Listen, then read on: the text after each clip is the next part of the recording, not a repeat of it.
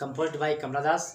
इसे कमला दास ने लिखा है और इसका सेंटर आइडिया हम देख लेते हैं। सेंटर आइडिया का महत्व तो ये है कि यदि हम जब बोर्ड एग्जाम में बैठते हैं और इसमें आपके लिए एक्सप्लेनेशन करने को आएगा, जो हम पोएम पढ़ेंगे उसके पैराग्राफ दिए होंगे, तो सेंटर आइडिया जो है हमारे एक्सप्लेनेशन में बहुत मदद करता है, क्योंकि उसमें उसकी बिल्कुल थीम होती लिखी होता है कि किस तरीके से वो अपनी माँ को देखती हैं। वो एक एजड हैं, वो ओल्ड एज में चल रही हैं, तो वो कहती हैं कि जिस तरीके से मैं सोचती हूँ कि मेरी माँ की एज इतनी हो गई होगी, तो वो जब देखती हैं तो उनको उनकी माँ का जो फिजिकली जो स्ट्रक्चर है वो ऐसा दिखता है, जो भी वो सोचती हैं उससे कहीं ज़्यादा उन्हें एजड लगती हैं।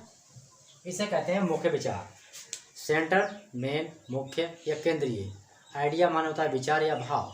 यानी जो पूरी पोएम है उसका जो केंद्रीय भाव क्या है वो यहाँ पे बताया गया है, उसी को हम कहते हैं centre idea. My mother eight 66 ये पोएम है जिसके लिए कंपोज किया गया है बाई कमला दास। ये हमारी भारतीय कवित्री हैं, ये भारतीय पोएट्स हैं। She is very famous and popular, वह बहुत प्रसिद्ध कवि थी, कवित्री हैं। थी मतलब हर टाइम अपने समय का, यानी अपने समय का कोई भी कवि हो अच्छा लेखन करता है उसके लिए उसके समय का अच्छा कवि कहा जाता है। बेस्ड ऑन थीम, मतलब इनकी जो थीम है वो किस पर आधारित है? एडवांसिंग एज, मतलब एज पर आधारित है। और the fear of loss separation associated with it, जो उनकी माँ को खोने का डर है कमला दास के लिए, वह आपने बताया गया है।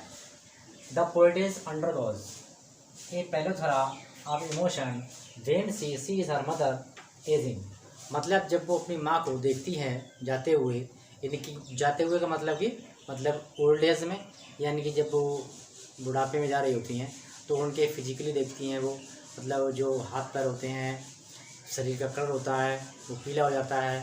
और जब हम जवान होते हैं, यंग होते हैं, तो अक्सर हमारी स्किन जो होती है वो सॉफ्ट होती है, मुलायम होती है और कुछ रेड होती है, यानी कि रोजी टाइप, गुलाब की जैसी होती है।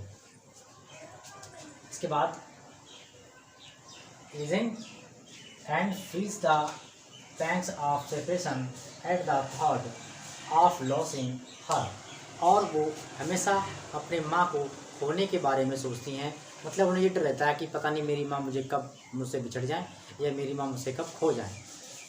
तो उनकी जो हानि है उनके जाने के बाद उसको वो बताते हैं। She also wishes for the lost beauty, मतलब वो हमेशा विशेष कामना करती हैं क्या? For the last beauty and youth of her mother, मतलब यहाँ पर वो अपनी माँ, जब उनकी माँ जवान थी, यंग थी, तो उस समय का भी जिक्र करती हैं। और साथ ही जो है उनकी सुंदरता जो है लास्ट खो चुकी है, यानी कि जब हम एज हमारी अधिक हो जाती है, हम बुढ़े हो जाते हैं, तो हमारा फिजिकली जो ब्यूटी है, यानी कि जो अट्रैक्शन है वो नष्ट हो जाता है और हमारी स्किन जो है बिल्कुल लूज हो जाती है। जैसे कि आप जानते ही हैं कि हेयर सफ़ेद हो जाते हैं, खाल में झुर्रियाँ पड़ जाती हैं, तो ये क्या, ये पासिंग एज, यानी कि एज के थ्रू होता रहता है, सुंदरता नष्ट हो जाती है। And youth of her mother, तो यहाँ पर वो कहती हैं अब इस समय मेरी माँ इस तरीके की हैं, जब वो यंग थी, यूथ यानी युवा थी, तब वो कैसी थी? बिल्कुल सुंदर। तो यहाँ पर सेंटर आइडिया कवर हो गया, और इस सेंटर आइडिया के लिए आप अपने दोस्तों में शेयर करें। ये लिखा हुआ है, फर्स्ट पोएम है माई मदर एट 66, और फर्स्ट पोएम हो या फिर फर्स्ट लेसन, ये बहुत ही इम्पोर्टेंट होता है प्रत्येक एग्ज़ाम के लिए। तो इसके लिए आप थोड़ा ध्यान से देखें और अपने दोस्तों में शेयर कर दें।